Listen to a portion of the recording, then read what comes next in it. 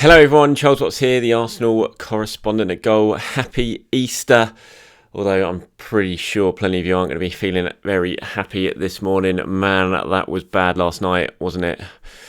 Apologies first of all that I didn't do my usual player ratings after the game. I couldn't quite bring myself to talk about it, to be honest. And I was running short of time before Mikel Arteta's press conference started as well. So apologies for that. I will do my player ratings at the end of this video, go over that. Disaster, let's face it, that we saw yesterday against Liverpool.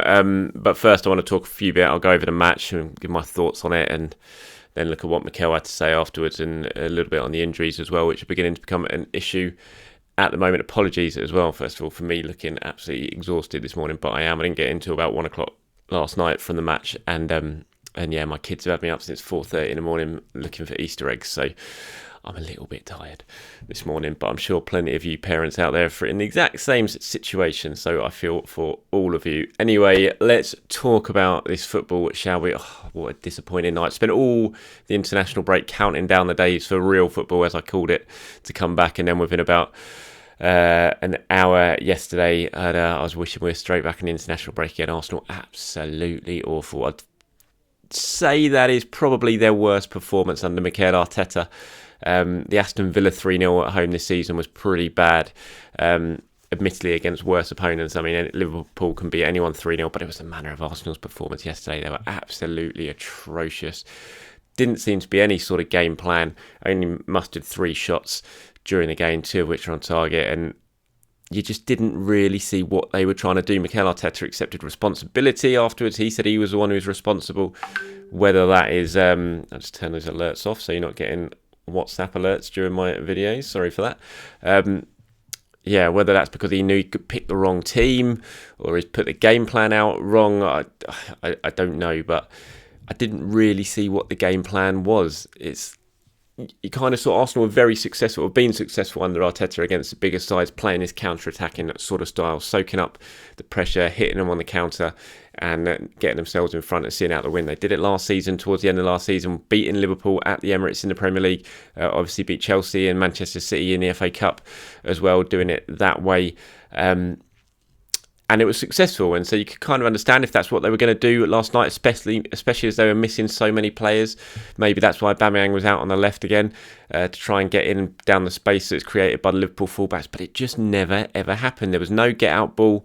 There was no counter-attacking football on display whatsoever. Arsenal just sat deep, let Liverpool have the ball, let them come on, and offered nothing back in return. It was a truly awful performance. I mean, Mikel Arteta knew it. He said that after the game. There was no hiding that. He said it was, he had to apologise to the fans. I'll get to his comments in a little bit.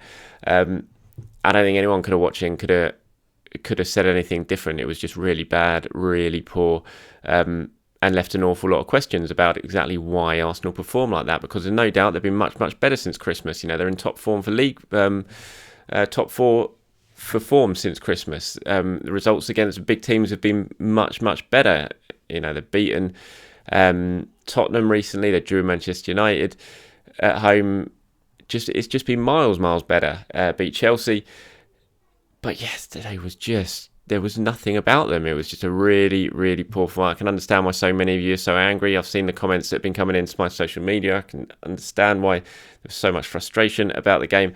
And it's certainly going to leave Mikel Arteta with a lot of questions that he's going to have to think about over the coming days about exactly why his team performed just as badly. Liverpool, very good. Let's not take anything away from Liverpool. Their press was relentless. Fabinho in midfield was absolutely exceptional. What a performance that was from Fabinho. Just had me sitting there dreaming of seeing a midfield partnership of Fabinho and Thomas Partey. It would be the absolute bedrock of any potential title win inside that, because I actually thought Thomas Partey played pretty well yesterday. I thought he was Arsenal's best player in a middle of a midfield where he was left absolutely on his own against the quality of players like Thiago and Fabinho. And Arsenal really, really missed Granit Xhaka, and I'll get to that as well. So let's see. This is what Mikel Arteta had to say after the game, some of his comments. Liverpool completely deserved to win the game, probably by a bigger margin. They were much better than us in every single department. We were extremely poor. Basically, when you don't do the basics right against this level of opponent, you don't have a chance to compete. That's exactly what happened. Every defeat is different. Each one hurts differently. The image that we showed today and the lack of clarity in what we wanted to do and get out of this game, we need to apologise to our people, to our fans. This standard is nowhere near what we want, and I am fully responsible for that. Mikel was then asked, was this the worst performance under you? He said, I don't know whether it's the worst, but it's probably one of the worst. It's one that really shocked me and leaves us in a position where we have to apologise for what we've done on that pitch. So he's not pulling any punches there, Mikel Arteta. He's not offering any excuses. He knows his side were way, way off it against Liverpool. And, he's absolutely right to apologise to the fans and to everyone else, because it simply wasn't good enough.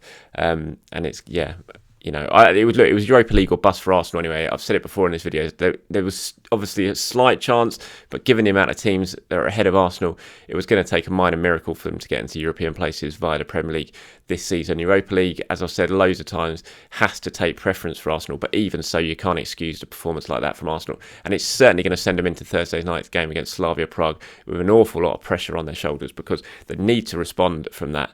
They need to show that that was a bit of a one-off and come back fighting. But you think it's also going to put a little bit of doubt into the players' minds ahead of what's such a massive game on Thursday night against Slavia Prague. If Arsenal play like they did last night against Slavia Prague, then they're going to be out of this competition by the time the second leg comes around in the Czech Republic, because Liverpool could have won and should have won by much more than 3-0 last night. And don't write Slavia Prague off at all. Don't underestimate them. We've seen what they've done in this competition this season. We see what they did against Leicester at the King Power Stadium. See what they did against Rangers. They played very, very well in recent seasons against the likes of Barcelona in the Champions League.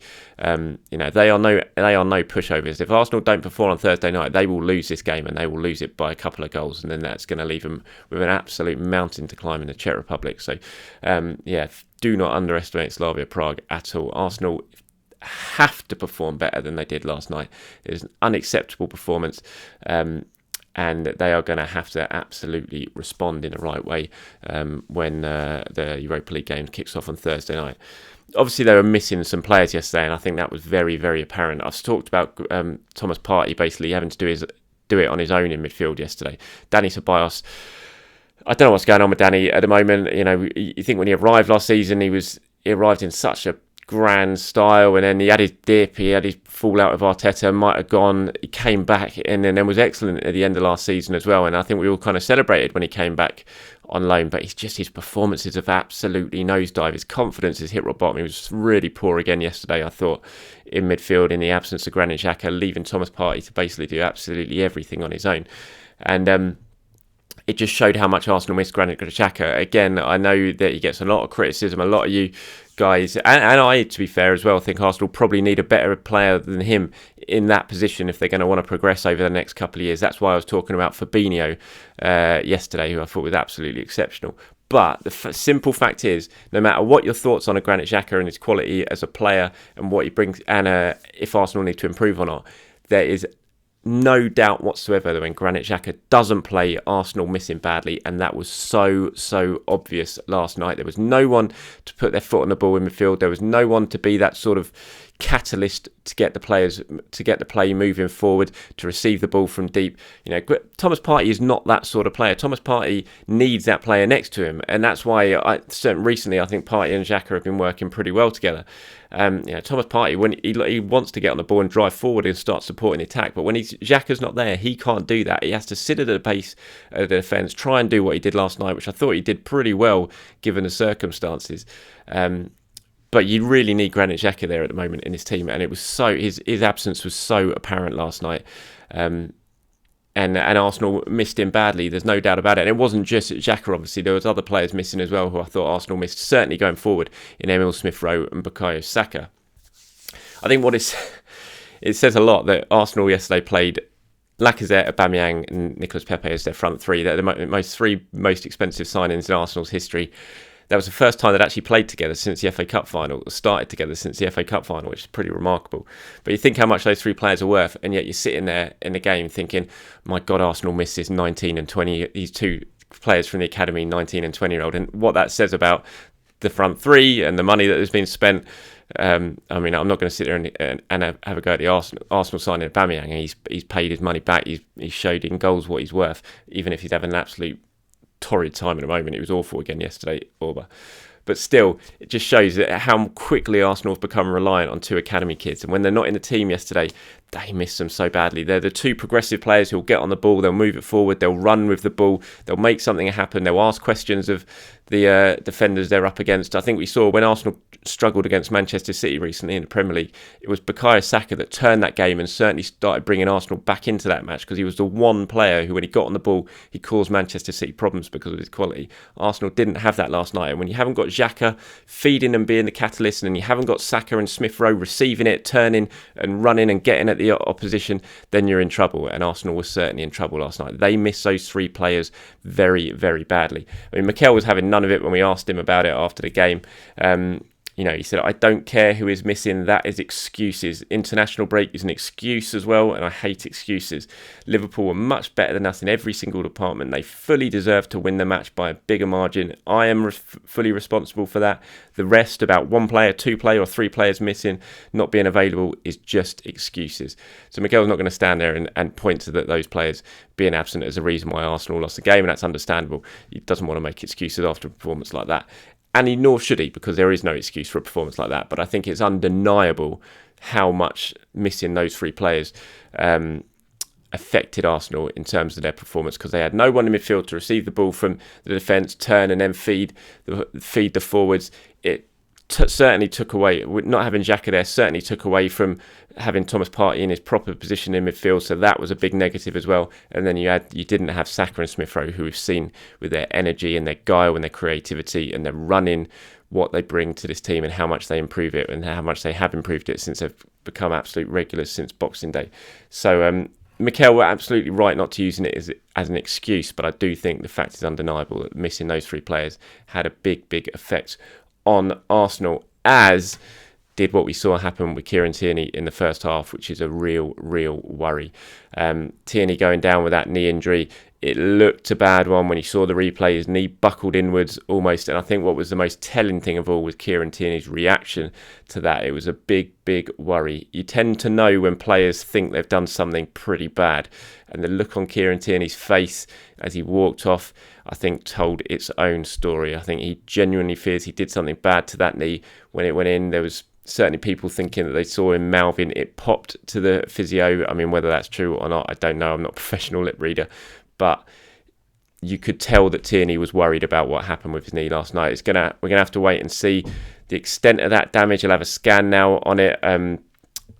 Mikel said afterwards that he felt something in his knee. He was in pain, so it looks like he'll be injured, but we don't know how long for. I think Arsenal and Scotland are going to be waiting with bated breath now to see the extent of this damage to his knee. It'll be a disaster for Arsenal if Tierney is out for the rest of the season. Hopefully it's not going to be the case, but if it is, if he's done something pretty bad to the ligaments in there and he's going to be out for months, then that's going to be a disaster for Arsenal. They've got no natural cover to the left-back position. We saw that when he went off yesterday. All three goals came down the side that he would have been in, and I'm not having a go at Cedric Suarez for that. I thought he stepped in and did what he could over there, but he's obviously not a left-back. Liverpool knew that. They targeted that area. And Arsenal are going to really struggle if they're going to have to play for a long period of time now without Kieran Tierney. And then you've also got the Euros, and Tierney, as proud a Scotsman as he is, how absolutely emotional he was at Scotland qualifying for that tournament. If he is going to miss the Euros, that would be absolutely heartbreaking for him as well. So fingers crossed, we wait and see what the news is on Tierney's injury, but it did look worrying, I have to say. Sometimes when players walk off the pitch, you think it's a good sign with the injury, but the way he walked off, the look on his face, the upset that he had on his face, I think you could see that he is genuinely worried about what the extent of the damage is. And so we're going to have to wait and see on that one over the coming days. Also injury news from Arsenal coming out last night. David Luiz looks like his season could potentially be over as well. We don't know exactly yet, but he might have to have surgery. He's also got a knee injury. Mikel Arteta was asked afterwards by James Benge over at CBS Sports, said, is David Luiz going to have surgery on that knee? James had come into some information saying that he possibly would have. And Mikel said, look, we don't know. There are a few possibilities on that, being a little more conservative with the treatment or having to go for a surgery. We are talking with the doctors at the moment to make the right decision on it, but we'll see. He could be out for a few weeks at least. Then when asked if David Luiz could play again this season, he said, I don't know. It will depend on what the decision we take is. If it's more conservative, it will be short term. If it's a bit more radical with what he needs, it will take longer. Obviously, David Luiz is out of contract at the end of the season, so this could potentially be the last time we've seen David Luiz in an Arsenal shirt. And while many of you aren't exactly the biggest fans of David Luiz, I think he is still an important player for Arsenal. He would have started last night. I think he would have started in most of the games between now and the end of the season. So losing him is going to be a blow. I think Arsenal certainly missed him again yesterday with their ability to hit those diagonals, certainly when they're trying to play on the counter-attack, which they clearly were yesterday. Not having Luiz with the ability to spread the play the way he does so quickly with those quality long balls of his was a big miss, and Arsenal will miss that between now and the end of the season as well. So that is another blow on top of Kieran Tierney, on top of Emile Rowe. Hopefully Bukayo Saka will be back soon. He was obviously training during the week, so he's further ahead than the likes of Emile Rowe. But yeah, if you're looking at suddenly being without those sort of players for any significant amount of time, hopefully Granit Xhaka will be back from his illness fairly quickly. But certainly if you're looking at being without Tierney, Luiz and Rowe for a significant amount of time, that is a big blow to Arsenal at such a crucial stage of the season. Right, before I go, everyone, let's go quickly run through my player ratings from yesterday. Obviously, they're not going to be pretty. A little precursor to that right now. I thought Bernd Leno did all right. Maybe he should have done better for the goal where he got nutmegged, but you know, he was left exposed time and time again at times in that second half when Liverpool started to really press forward. I'm going to give Leno a 5. Chambers, I'm going to give a 5 as well. Holding, I think Holding's had a little bit of unfair treatment over the first goal. He said, he got beaten in the air by Jota. I'm not sure he got beaten in the air. He got beaten by the flight of the ball. It wasn't like Jota out-jumped him. The ball had already gone over Holding by the time Jota got up to win the header. So I'm going to give Chambers, Holding and Gabriel... Chambers and Holding, I'm going to give a 5. Gabriel, I'm going to give a 4. He gave the ball away so many times. He was really at fault for the third goal when he gave the ball away.